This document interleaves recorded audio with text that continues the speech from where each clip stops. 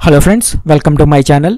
Friends, ఈ వీడియోలో important GST update గురించి తెలుసుకుందాం. ఫ్రెండ్స్, జీఎస్టీఆర్ 3B ఫైల్ చేసినప్పుడు చాలామంది ట్యాక్స్ పేయర్స్ ఒక మిస్టేక్ చేస్తూ ఉంటారు. సో ఇక నుండి అటువంటి మిస్టేక్ చేస్తే మీకు భారీ పెనాల్టీ పడే అవకాశం ఉంది. సో ట్యాక్స్ పేయర్స్ జీఎస్టీఆర్ 3Bలో సాధారణంగా చేసే మిస్టేక్ ఏంటి, దానికి ఎంత పెనాల్టీ చెల్లించాల్సి ఉంటుందో ఈ వీడియోలో క్లియర్గా తెలుసుకుందాం. ఫ్రెండ్స్, ఈ వీడియోని ప్రతి ఒక్కరికి తప్పకుండా షేర్ చేయండి. హలో ఫ్రెండ్స్, నా పేరు కిరణ్. ఫస్ట్ టైం మీరు నా వీడియో చూస్తుంటే ఇక్కడ రెడ్ కలర్ సబ్స్క్రైబ్ బటన్ని క్లిక్ చేయండి అండ్ మర్చిపోకుండా పక్కనే ఉన్న బెల్ సింబల్ని కూడా క్లిక్ చేయండి. ఫ్రెండ్స్, గవర్నమెంట్ ఫిబ్రవరి 18న ఒక ఇంపార్టెంట్ సర్క్యులర్ రిలీజ్ చేసింది. అది సర్క్యులర్ నెంబర్ 89. ఈ సర్క్యులర్లో ఏం మెన్షన్ చేశారో ఇప్పుడు క్లియర్గా తెలుసుకుందాం.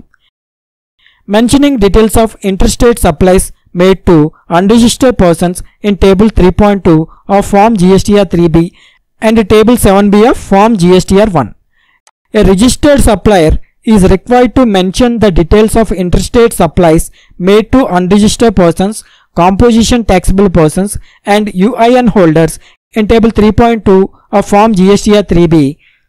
Further, the details of all interstate supplies made to unregistered persons where the invoice value is up to 2.5 lakhs rate wise are required to be reported in Table 7B of Form GSTR 1.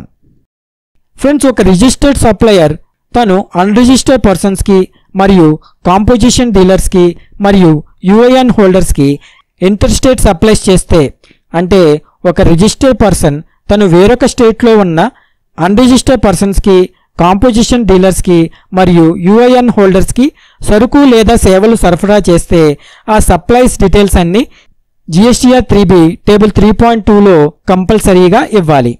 మరియు friends, GSTR 1లో కూడా table 7Bలో వేరొక స్టేట్లో ఉన్న unregistered పర్సన్స్కి చేసిన supplies తాలూకు ఒక invoice value 2.5 లక్షల లోపు ఉంటే దానిని జీఎస్టీఆర్ 1 టేబుల్ 7Bలో రేట్ వైజ్గా ఎంటర్ చేయాలి.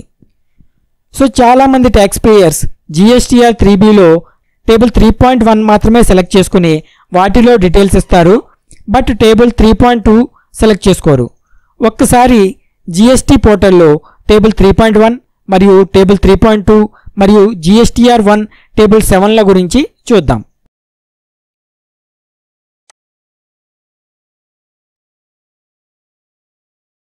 ఫ్రెండ్స్, జీఎస్టీఆర్ 3Bలో table 3.1 Have you made any supplies of goods, services including nil rated, exempt and non-GST supplies or received any supplies liable to reverse charge during this tax period?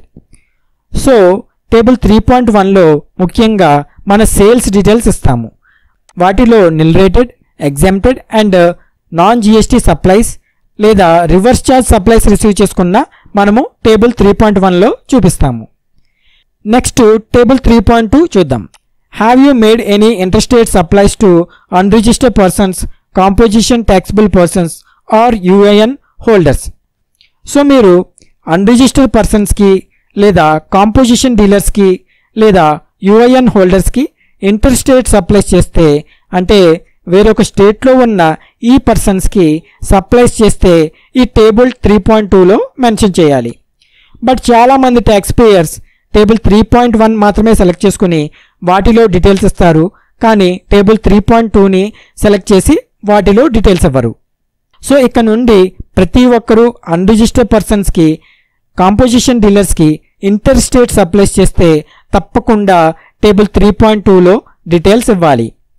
And ఇప్పుడు GSTR 1 చూద్దాం.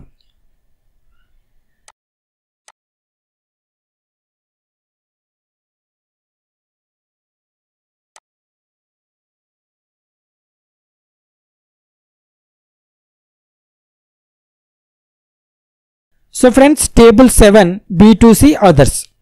So ఇక్కడ కూడా unregistered పర్సన్స్కి లేదా composition డీలర్స్కి interstate supplies చేస్తే వాటిలో ఒక invoice value 2.5 లక్షల లోపు ఉంటే రేట్ వైజ్గా స్టేట్ సెలెక్ట్ చేసుకుని డీటెయిల్స్ ఇవ్వాలి. నెక్స్ట్ చూద్దాం. It has been brought to the notice of the board that a number of registered persons have not reported the details of interstate supplies made to unregistered persons in Table 3.2 of Form GSTR 3B However, the said details have been mentioned in table 7b of form GSTR 1. So friends, చాలామంది registered persons unregistered పర్సన్స్కి చేసిన inter state సప్లైస్ని GSTR 3b table 3.2లో ఇవ్వడం లేదని government దృష్టికి వచ్చింది. కానీ చాలామంది ఆ డీటెయిల్స్ని GSTR 1 టేబుల్ 7bలో ఇస్తున్నారు. ఫ్రెండ్స్, ఇలా చేయడం వల్ల గవర్నమెంట్కి ఎలాంటి ప్రాబ్లమ్స్ వస్తాయంటే, GST అనేది డెస్టినేషన్ బేస్డ్ ట్యాక్స్. అంటే మనము సప్లైస్ ఎక్కడికి చేశామో, అంటే ఏ స్టేట్కి సప్లైస్ చేశామో ఆ స్టేట్తో కలిసి గవర్నమెంట్ ట్యాక్స్ని పంచుకుంటుంది. ఫర్ ఎగ్జాంపుల్, ఆంధ్రప్రదేశ్లో ఉన్న ఒక రిజిస్టర్డ్ పర్సన్ తెలంగాణలో ఉన్న అన్రిజిస్టర్డ్ పర్సన్కి సప్లైస్ చేస్తే ఆ సప్లైస్పై IGST ట్యాక్స్ పడుతుంది. ఈ IGST ట్యాక్స్ని సెంట్రల్ అండ్ స్టేట్ బోర్డ్స్ ఈక్వల్గా పంచుకుంటాయి. సో ట్యాక్స్ పేయర్స్ GSTR 3bలో టేబుల్ 3.2లో ఇంటర్ స్టేట్ సప్లైస్ చూపించడం లేదు, ప్లస్ GSTR 1లో చూపిస్తున్నారు. సో ఇలా చేయడం వల్ల మిస్ మ్యాచెస్ వస్తాయి. ప్లస్ గవర్నమెంట్ ట్యాక్స్ని ఈక్వల్గా డిస్ట్రిబ్యూట్ చేయలేదు. సో దీనిలో యూనిఫార్మిటీ తీసుకురావడానికి గవర్నమెంట్ ట్యాక్స్ పేయర్స్పై CGST యాక్ట్ సెక్షన్ 125ని ప్రయోగిస్తుంది.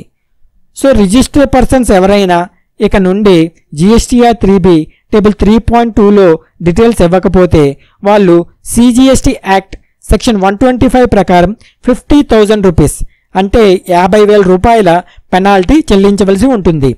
అంటే CGSTపై 25,000, SGSTపై 25,000, టోటల్ 50,000 రూపాయల పెనాల్టీ చెల్లించవలసి ఉంటుంది.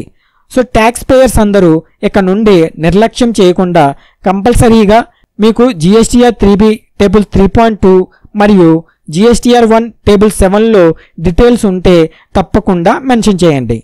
So friends, thanks for watching. మీకు ఈ వీడియో నచ్చితే తప్పకుండా షేర్ చేయండి, లైక్ చేయండి. This is Kiran. జై హింద్.